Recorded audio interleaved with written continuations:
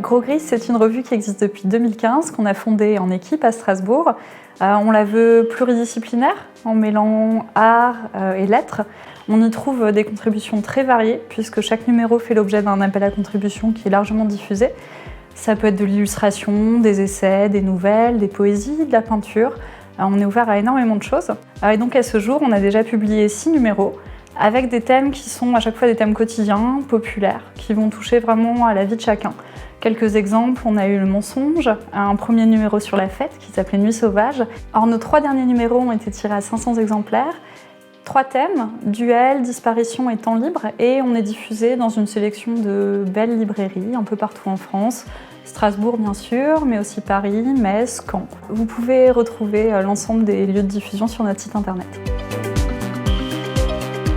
Gros Gris, c'est une équipe de 6, un comité éditorial, une équipe graphique et c'est aussi une vingtaine de contributeurs qui changent à chaque numéro. On fabrique la revue de A à Z, on fait tout nous-mêmes, du choix du thème à la diffusion. On est issus d'univers plutôt différents, mais on se réunit autour de la revue depuis le début. Depuis 3 numéros, on se partage le graphisme et la direction artistique de la revue.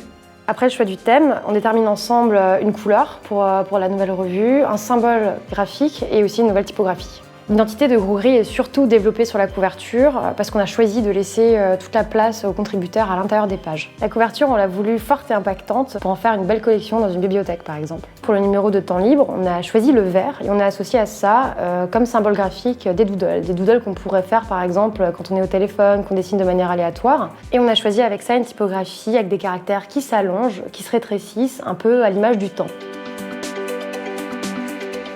Alors, Temps libre, c'est un concours de circonstances. C'est un thème qu'on a commencé à évoquer au tout début de l'année 2020, un pressentiment peut-être.